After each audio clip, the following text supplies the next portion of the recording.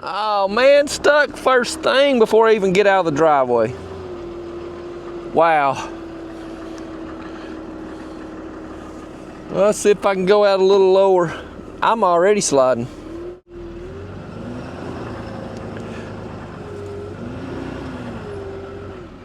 Oh, let's see what I gotta do. Wow.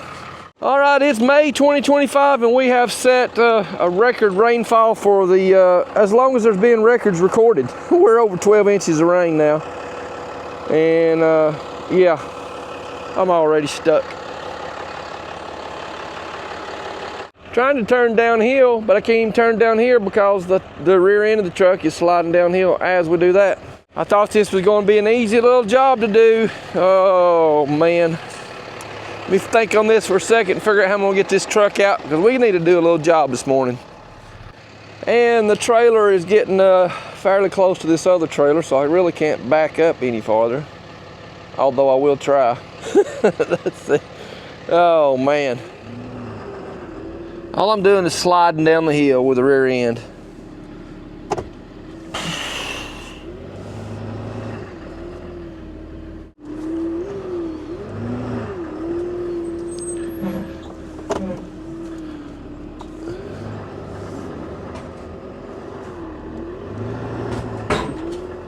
Well, I just hit something. Oh, that's real good. Now I've got the trailer into my new toolbox. Wow, should have stayed in the house. Well, let's take a look at that. And got that new triangle toolbox with all my tools fairly organized in it. And now I'm into the top of it with a trailer. That's fantastic. I guess that means I'm unhooking the trailer and try to jack it up off that box. And then I don't know what's next. We'll figure it out. As I mentioned, we've had record rainfall this month. We've had over 12 inches of rain, and that's the most since 1929. And I looked before that, and records started keeping records in 1857, I think it was, in Chattanooga. So this is the most rain ever. Well, I shouldn't say ever, at least since records started, I think, like I said, 1857. Get the trailer unhooked here. I believe we can jack it up off of the toolbox. I just hope I didn't bend it up too bad. I double checked on my records there. I made a mistake. It's not 1857, it was 1879 when records started in Chattanooga. 57, 79, it don't matter. Well, oh my gosh, we've had so much rain. And as I'm recording this right now, it's raining, just started.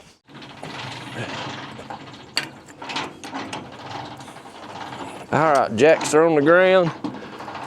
Let's change the view up here on top. I do see a little bit of paint rolled up off the top of the box. At least we got some paint damage to look forward to. Let's see what we got here for damage.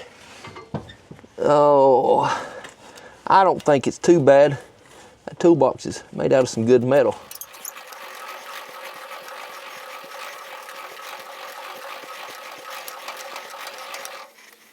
All right, that's jacked up high enough now. And I'm guarantee you if I try to start pulling forward, the truck's gonna start sliding sideways again. It's gonna get into my air compressor and my generator. I'm at least gonna pull the air compressor off. Maybe I can push the generator around far enough to where I can get out from under the trailer. Sometimes I wonder how I get myself into all these messes. I guess y'all do too. All I can say is it just comes natural. I'm just naturally gifted at getting myself into problems. Golly. Oh. Get this thing pulled over here and up as far as I can. Now then. Oh. I've gotten into that little door somewhere or another.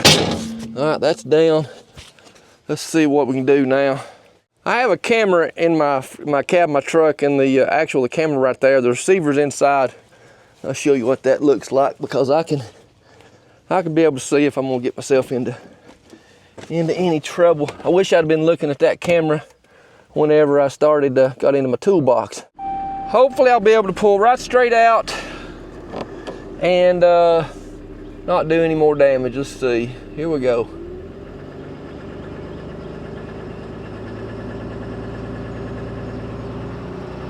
Oh, started sliding. Oh man.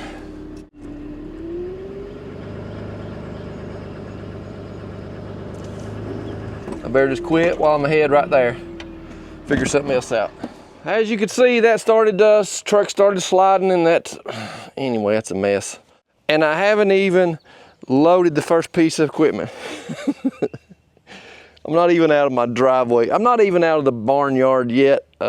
Think probably I need to do, bring the skid steer around here and hook a chain to it, pick the trailer up, pull the trailer back off the truck, and then maybe I can just slide the truck around and eventually get it in the driveway where there's some rock.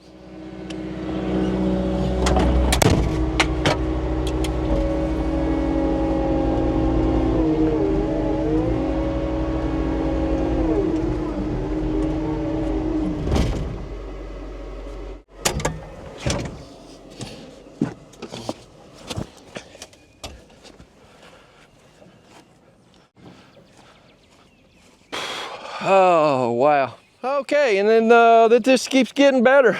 I was running the skid steer, pulling it up there, skid steer died. I got to thinking about what might be wrong. I remembered that I was low on fuel, but I had enough to do what I was gonna do, I thought. But when you put the machine on the side of a hill like this, you run the fuel over to the wrong side of the tank. You look at the gauge at this moment, let's look at it. Right here on the bottom left, it's showing that I have a quarter tank of fuel. That's, I guess, because the sending unit's on that side of the tank. If you look at the filter, the fuel is right there, which means I'm out of fuel. Maybe I ought to just quit right now where I'm at, leave everything like it is, and do it another time. But what would be the fun in that? Let's keep going. Let's just see what today is going to bring. Get some fuel put in this thing, get it primed back up, and then move that trailer.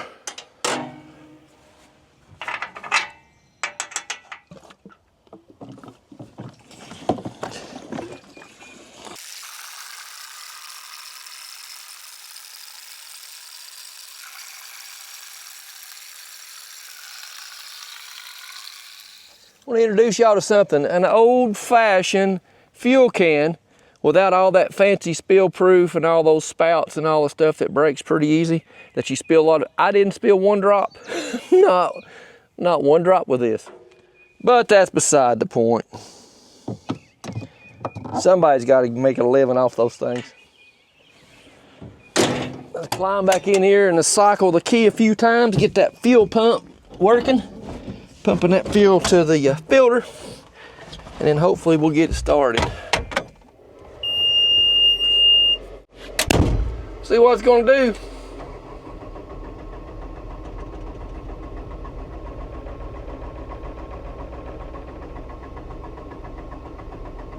Come on.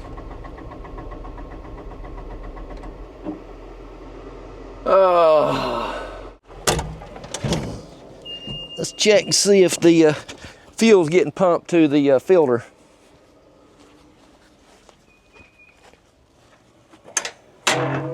No, it's not. It's not even, the pump's not even clicking. It makes me think now that it's not the fuel. Maybe there was enough fuel. Maybe I got a fuel pump issue. It's not clicking. It ought to be just a zipping. Wow. Wow. First thing I want to do is turn the key on and check see if we're getting power to that fuel pump. So I got the plug unplugged, and I got it grounded right there. Let's see, nothing on that side. There we go. Lights on, we've got power to it. Let me reach in here and plug it back up and see if maybe it had a bad connection or something. Come on, baby, please. No. it ain't clicking. It ain't doing nothing.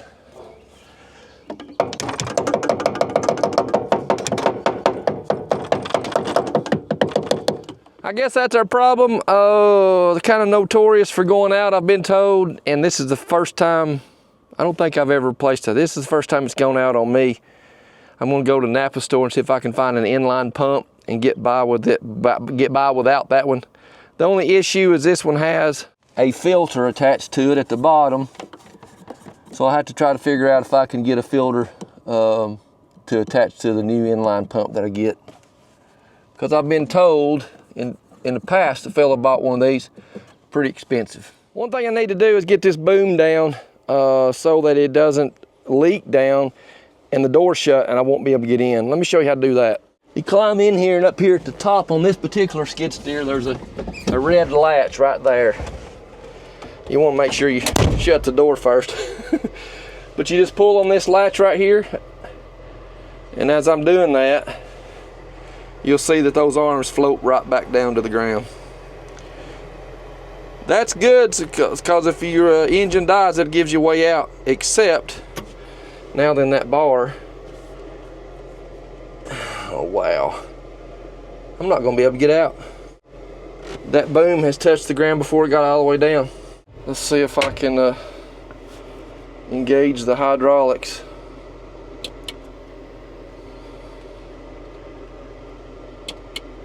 Get that to go down. There we go. That's more better. Not all the way. The moment of truth. Let's see if the door's gonna open. Barely. It's gonna hit on the bottom though. Oh wow. Things just keep getting better. Things just keep getting better. But we're gonna persevere. We're gonna I don't know. Maybe we're gonna keep going. Let's see what happens. Let's see if I can crawl out of this thing. Oh, try to hold the camera while I'm trying to get out at the same time. Oh, there we go. I'm free. I'm free. I guess what I need to do is drain the fuel out of this filter here and then get that one out of the way so I can see what I'm doing. I can't even see how to get that other one off until I get this out of the way.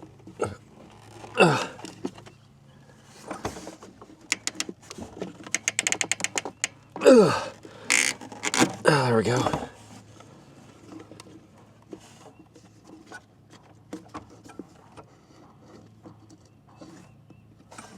Should start draining that. Of course, that I'm sure that hose is stopped up. It's not going to drain out of there.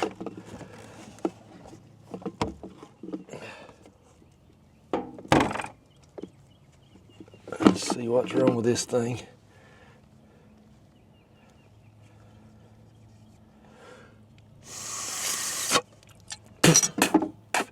No, it's not stopped up unless it's stopped up in here. I think what I'll do is just unplug it and then spin the whole thing off and leave that fuel in it. Should be able to anyway. Ugh. That thing tight.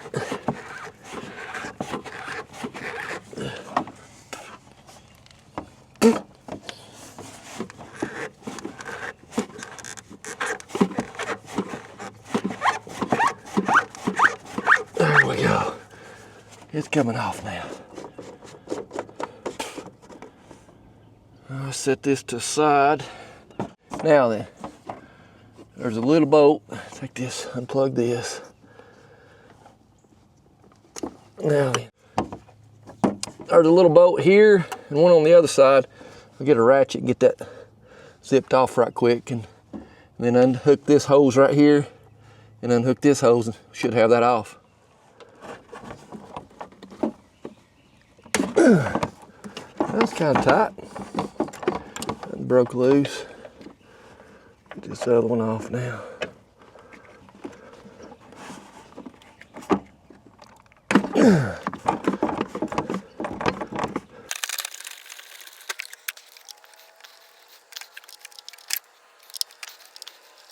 Got that bracket loose. Now then, let's get these hoses loose and get them pulled off. I'm hoping fuel doesn't go everywhere. I do, but I've got some. I need to go get them out of the truck. I got some little plugs I can put in them lines to keep fuel from running out if it free flows. Yeah, let me go get those. I'm back now. I got these little plugs. I got these off Amazon. It works really well, especially for hydraulic lines. So you take a hydraulic line loose, you can stick that in there and seal up the flow of it. Let's see if we can get this off. This one's going up to that top where that canister goes in. Let's try this one. The bottom first. All right, we're fixing to find out. I know there's gonna be some coming out of that filter. Well, there's nothing coming out of it, but I'm gonna go ahead and plug it anyway. And then get this top one off. Oh, there it comes. It's pouring out of the filter now. There we go, it's off. And just to keep anything from getting in, I'm gonna plug that top one too. There we go. Well, I've got that off and got it handy. I'm just gonna double check that. So I should have power on one side of this. Well, now I don't. Figured out why I didn't have power. When you turn the key off and back on, it only supplies power back here with the ignition in the on position just for a short amount of time. You'll probably see its light go off in just a second. I guess that's just to get see, it went off. So it's timed that if the engine doesn't start, the key just left on, it'll shut the pump down and won't let it just continuously run.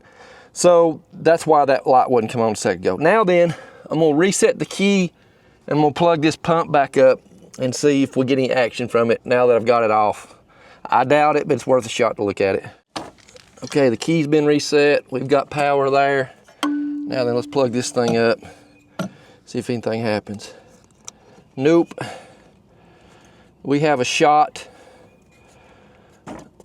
fuel pump. Well, that's what we've got. I'm gonna take this out to Napa. Hopefully I can get some kind of a pump so I can put this filter back on it. I don't know what I can get adapted to that, but we'll see. I got to call into the cat rep that I use for parts and try to get a price on that as well. Made it back to the parts store and we looked it up, and Napa had a transfer pump similar to this, but it didn't have the outflow of 50 gallons per hour that this one did. And this one has 12 to 15 PSI max, and the other one didn't have quite that. But Tim did help me find one on Amazon. So this, I looked it up on the internet for cat parts. The $228 for this cat parts. The one that I found on Amazon was $63 a piece, so I ordered 2 of them. So, supposed to be in on Sunday. So the skid steer project, getting that fixed, is dead in the water till Sunday or Monday, whenever I get the parts for that. Today's Thursday. But I still have the problem of getting this trailer off of this truck so I can get my truck out. What we're going to do now is get the 304 excavator, get the Mini X over there, bring it over here in the mix of all this mess, hook it to the trailer and see if I can't lift it off and get it out of the way so I can get the truck out.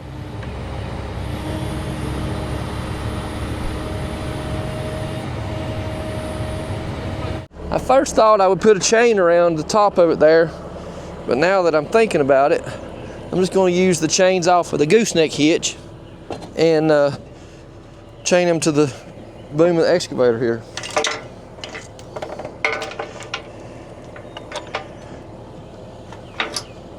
Just like that. Ready-made chains for this. I think I'm ready to pick it up now, and what I'm thinking is going to happen is when I pick the weight up off the jacks here, I think the trailer's going to try to roll down the hill. So I've got some scotches here. I'm going to take these scotches and put them under the trailer axles or trailer wheels, and hopefully that'll work as a pivot point. They'll pivot on those and not roll off the hill. Let's get this other one put in on the other side over here. Then I think we'll be ready to try. If all goes to plan, we'll have this trailer off here in just a second. Need to kind of pick up and back on it a little bit.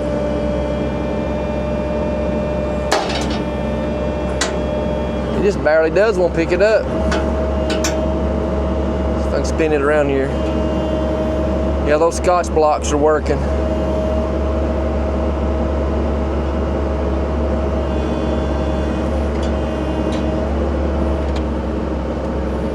Let me pull up a little closer to it to be able to have more power to pick it up, maybe. Yeah, there we go. Now then, come off there, trailer.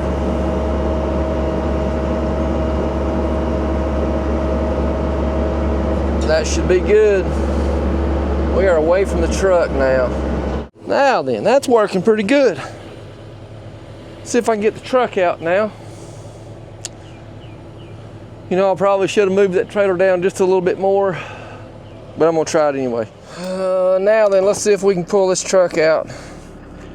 I just hope it eases out of here.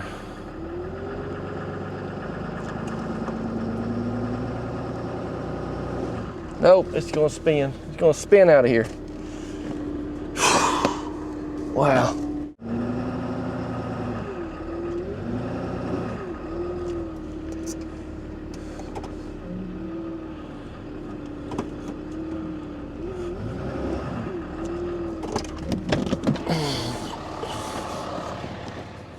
I'm pretty well clear of the trailer. I think I'm just gonna let it spin until I get past it, and then see if I can back up and get in some better grass or something.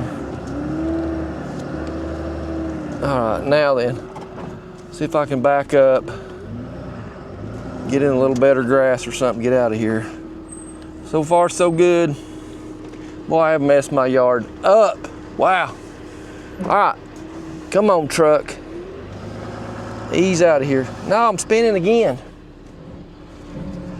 And I am in four-wheel drive, if anybody's wondering that. But it's just slick. I'm gonna try to back down along the edge of this hill here. See if I can back up into the yard. It's working so far if I don't start spinning. Come on, truck. Come on, truck.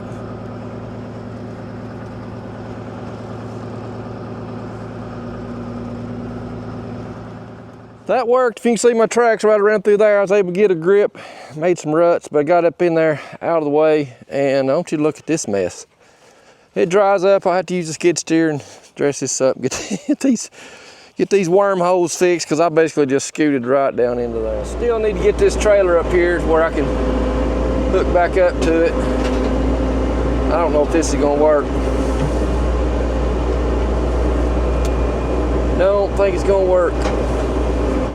Doesn't have enough oomph to pick it up and spin it around. That don't sound good at all. It's been a few days since the skid steer went down, and obviously the fuel pump issue that we had. I did get the fuel pump in the mail. Actually, I got two of them, because if one breaks down, that next time I'll have a spare. The job that I was going to do at the start of this video, we're going to forget that. It's been a while since that I was going to try to do that little job, and I've already moved on to a basement job and a driveway job. That'll be the next video that you see, is clearing some land and digging that basement and putting in the driveway. But what we want to do is get this skid steer fixed in this video, and then I get it loaded up because I need it tomorrow at this other job site. So let's see what we got in the box here. Well, I can already tell that I'm going to have to cut that connector off, because this is just bare wires on this one. And I actually thought there was supposed to be a filter with this one, but there's not. That's odd. Oh, wait a minute. I think it's in this box right here. That's right. Let's see. Yes, there we go. There's our filter. I thought that's supposed to be one. Let's get this junk out of the way. Take a look at what we got here. And then this one doesn't have the nipples in it for the, looks like we got some in here though. I don't know if that's I don't know what that is. If that's a backflow preventer. Well, no, it might be some kind of little inline filter. Or it just goes in the top of it. I don't know what that is. But one side screws into the pump, and the other side the fuel line goes on. And we got, I guess this is two different size. No, that's the same size nipples on the other side. I don't know. Sent two of those and one of these. Let's see what the filter looks like. I guess it screws on. I guess it screws on to the bottom of this. Yep, because the other one does. It screws on right on the bottom. That's the same fitting. So let's pop that thing in there. It's got a little O-ring on it, so it seals itself. There we go. We got that much of it done and screwed on there. And then this one just has a little nipple coming out of the top.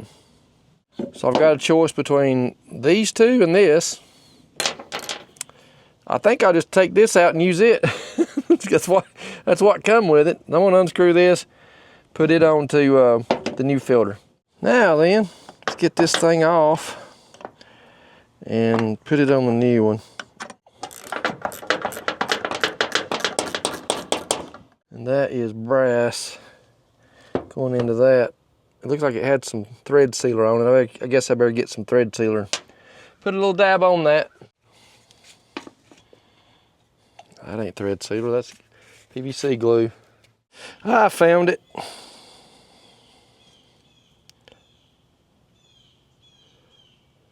Don't want to get none in that.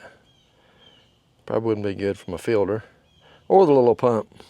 Now then, screw that in there.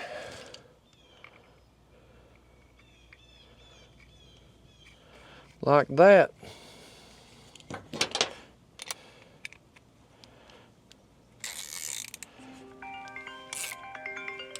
Hold on, somebody's calling. Now then, I've got these wires ready to go and that part put on there. I'm gonna go ahead and clip these wires here because I need this connection, and we'll snap them right there.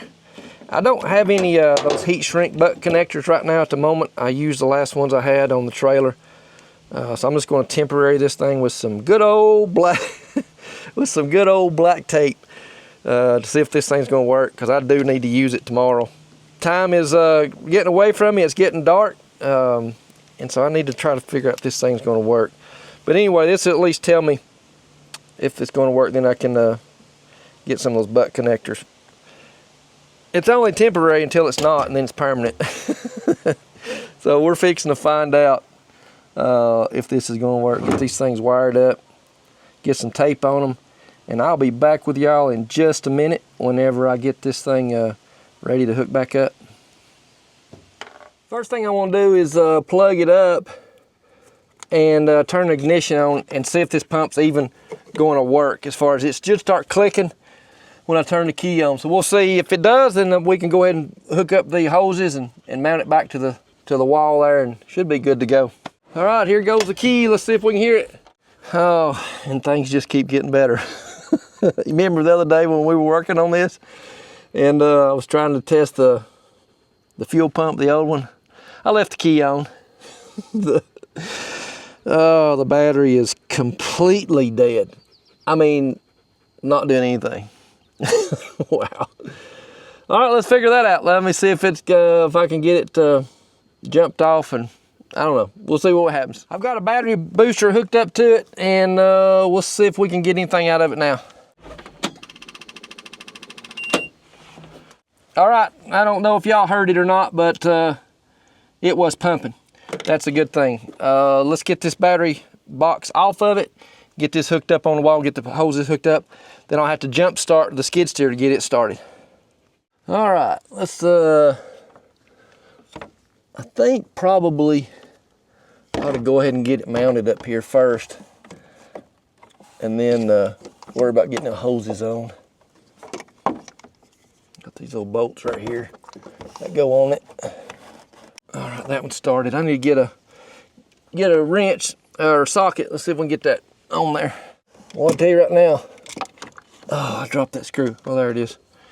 I can't see anything in here. One thing, it's getting dark, and two, it's in a. Oh, I guess what I ought to do, what I did when I was working on it the first time, is take this. Why didn't I think of that? Take this filter off of it, and then I can see exactly what I'm doing in there. That'll help. I got all the access in the world now. Why didn't somebody remind me of that? I think I will go ahead and put this top line in, since it seems awful convenient right there.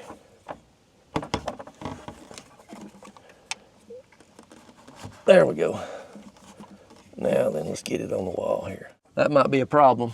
That hose is not long enough to get this back down to the side wall. I need that extension, that little piece that I thought I didn't need. I'm gonna need that to put in that top. But anyway, I'm gonna go ahead and bypass that for now. I'm just gonna leave it hanging here with these hoses on it and see if we can get it started. Well, actually, that's not gonna work either because that bottom hose isn't long enough to reach the filter. Wow, I guess I am gonna have to change that out. Okay, maybe this will help explain the problem. This one, the old one, had this little adapter piece on here, whatever it is, and then it had this nipple on top of it, which made it that much longer. That's the problem I'm running into. Now then, if I take the new one and I add this piece to it, it's gonna give me quite a bit more length up here to get that hose hooked up. Let me get that changed out real quick and then we'll try to plug it back up.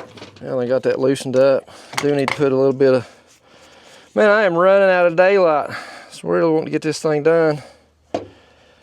Get it on the trailer. If I can at least get it started, it gets dark on me, I can at least load it in the morning. But at least want to have this part done. Now then, let's try this.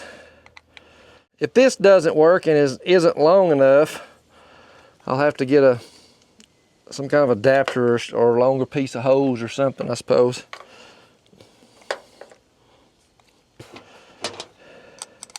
Let's try to put this on.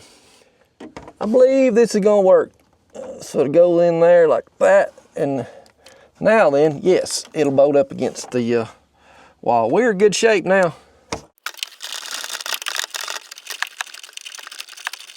Now then, let's put this bottom hose on, and I need to get a screwdriver and tighten those right now before I forget. Those things could come off, start spraying fuel. I cannot see back in here. I don't know if y'all can either, actually. Well, that's on. Get it plugged back up like that. Now that everything is hooked back up and plugged up, I'm gonna hook this battery cable back up, and what we should see is this filter start filling up with fuel. If it starts pumping fuel, it ought to start. Now it'll have to crank for a while to get fuel back to the system, but we should see it. Try to set y'all up when we see, but what we're looking for is this filter we just put on. I want to see some fuel start going in that.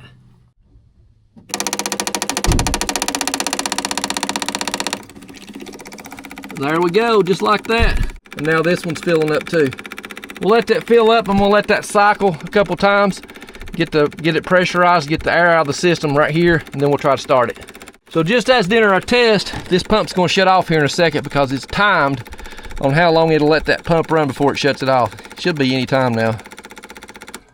It did. All right, shut off. We'll cycle it about 2 more times, and then we're gonna try to start it. Okay, we have cycled 2 more times, and I don't see any leaks. I think we're good to go and try and start it. I guess you heard that. Oh, it's not gonna start with that battery booster. We'll have to back the truck up here and hook the booster cables to it. See if we can start it that way. It should start with my truck.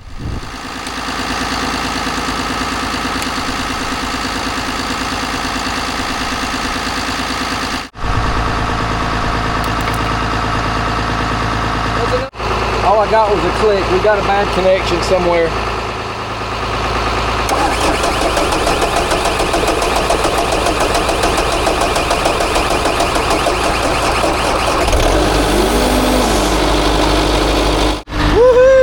It finally started. It had to crank over there a few times, and then it started losing battery. I guess it's losing connection, and it started to stumble a little bit, and then it kicked off. I'm gonna let it run for a little while, build up the battery, try to get it loaded on the truck and trailer to go to that job in the morning. Hey, I know this wasn't what we planned to start when we started this video. I thought we was actually gonna do a little bit of a job. No. Totally different plan than that. Hope you enjoy. And just when you think the drama of a project is over, you realize that it's not. So I got a battery put on the skid steer here, and it solved a lot of the electrical issues, the 8-volt warning thing that was going on from the ECM and all that. It fixed everything except for this. The stick that makes it whoa and go don't make it go and whoa anymore. This is the new one. I picked it up this morning from Stowers Caterpillar down in Chattanooga. The old one, like I said, it fixed everything on it, except I was getting a low voltage in the left joystick. And I want to say a big thank you to Jesse up in Virginia. Jesse is a service tech. He's no longer with them anymore, but he's doing his own thing. But he's a service tech for Cat. And I remember talking to him I guess a year or so ago. He said if I ever have any issues, give him a call, and he'd try to help me out. Well, he did. He walked me through the troubleshooting of getting this joystick figured out, that was the one wrong, that was the one that was giving the problems. And then got that, a new one, well, not a new one, a remanufactured one, fixed up and ready to go back in the machine.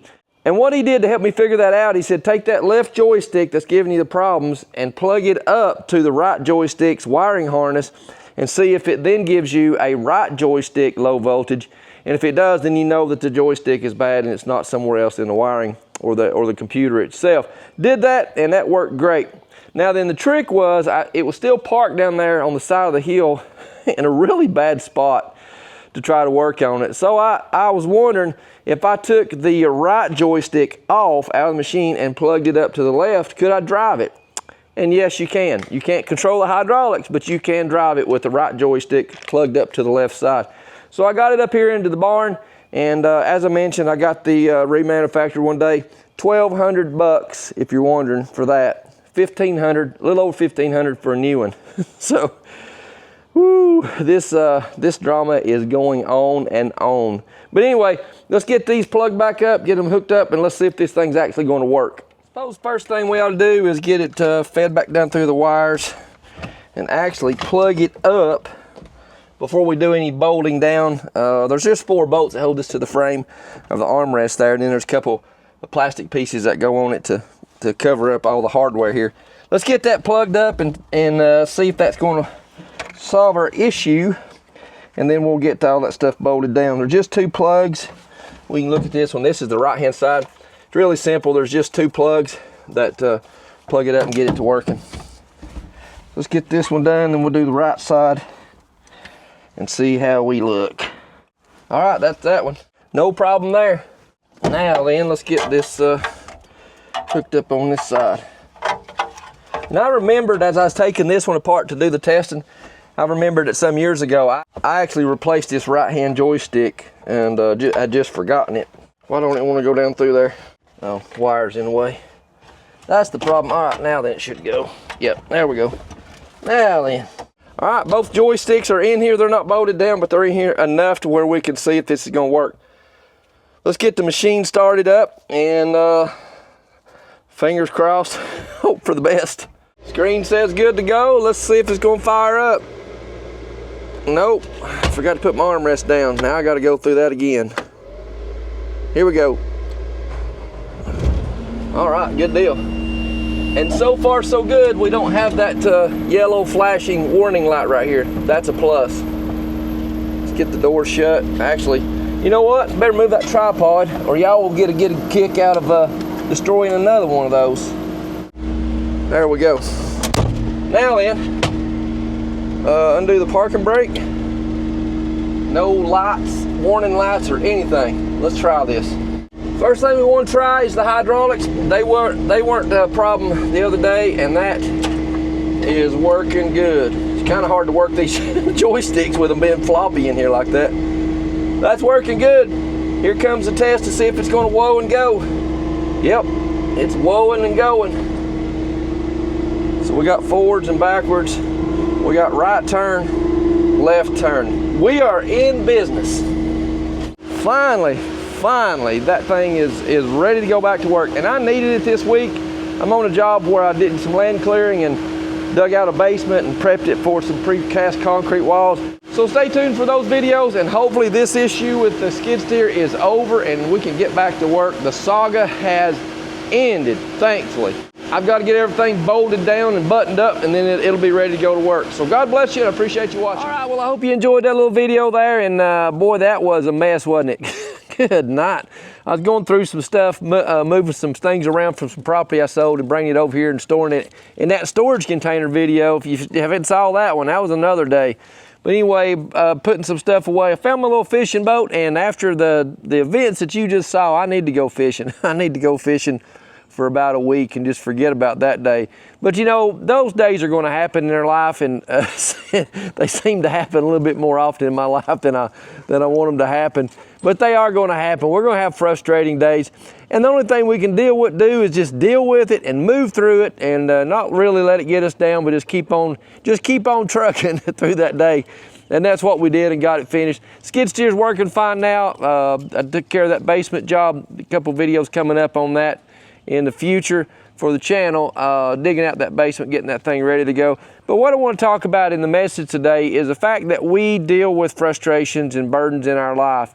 And for some people, and even in my life in past times, I feel like every day is like that. Or some people just face the day where they feel like that the burden is too heavy to carry, and it's just a lot of frustrations in their life, and it just seems like every single day of their life is just like the day you watch there in mine, where everything goes wrong and everything is just so frustrating, so much anxiety, a lot of depression and things in the world today to weigh us down and cause us problems. But I want to tell you about something and somebody, and that somebody is Jesus, that can lift those burdens and help us through those days, and really lift that burden off of us, to help us to know and to understand that Jesus is here for us, that He loves us, and He wants to see us through those difficult times. Matter of fact, in the scripture I want to look at today, we find that in Matthew chapter 11, starting in about verse 28, it says this. It says, "Come to me, all you who labor and are heavy laden, and I will give you rest. Take my yoke upon you and learn from me, for I am gentle and lowly in heart, and you will find," this is important, "rest for your souls. For my yoke is easy and my burden is light." This passage of scripture was presented by Jesus in the day, and who He was talking to at that time were the Jewish people who were burdened by the law and the regulations that the Jewish leaders of that day had put upon them. Not God's laws, not God's ways, but the laws and the regulations that the religion was of that day that really burdened them down. And what Jesus was saying there, He says, "Come to me, all you who are heavy laden and burdened." So He was speaking specifically to those people of that day. And just the same, He's speaking to you and to me today for being burdened and frustrated with the things of the world, the religions of the world, rather than having a relationship with Jesus Christ. So listen what He says there. And when He goes past that, He says, "Take my yoke upon you and learn from me, for I am gentle and lowly in heart." Jesus was calling them to leave the ways of Judaism, leave the ways of the Pharisees and what they were putting upon them, and to come and learn from Jesus, because Jesus was sharing with them the truth of the Word of God through His life, and teaching them that the way that they should be living their lives is to follow after Jesus and to serve Him, to lay their cares and concerns upon Jesus and let Him help them through those times. And then it goes on and says that you will find rest for your souls. That's what we need today. That's what we need in the world. There's a lot of temporary relief for the frustrations and things of the world today. But what we truly need is rest for our souls and for our spirit. Because even though the world's falling apart around us, if we've got that peace in our life, we've got that peace in our soul and our spirit is at peace, then it doesn't matter what's going on around us. We can stay focused on the task at hand, and that's to be a servant of the Lord and to do His will and to allow Him to work through us into the lives of other people. So as Christians, as believers in Jesus Christ, if we have that peace and that assurance that we have a home eternal in the heavens, the Word would tell us, through Jesus Christ, then we ought to be that strength and encouragement in the lives of other people who are struggling, who don't know that peace, and that you can share that peace with them and how they can escape the realities of the world and the frustrations of the world, and receive exactly what's said here, what Jesus is telling them, that the burden is easy and the yoke is light. So that's where we find ourselves. We find ourselves in a situation where we have a broken world and a frustrated world that wants to tell us everywhere in the world that we can find this peace and this strength through the things of the world. That's not going to work. Peace for our soul, rest for our soul, comes through Jesus Christ. If you're in that shape today, if you're burdened by the things of the world and frustrated by all the things that are going on, and you need that rest for your soul, Jesus is the way. He is the way, the truth, and the light. The Word would say there's no other way to the Father than through Him. And you can do that by simply admitting that you're a sinner, believing that Jesus is who He said He was, confessing that Jesus is Lord in our life, and then repenting, returning away from our sins, and placing our faith and trust in Jesus Christ.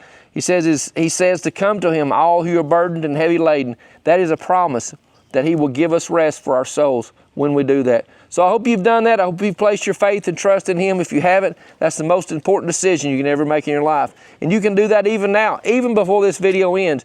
You can take a moment, place your faith and trust in him, and allow him to be Savior and Lord of your life. So God bless you, and I appreciate you watching.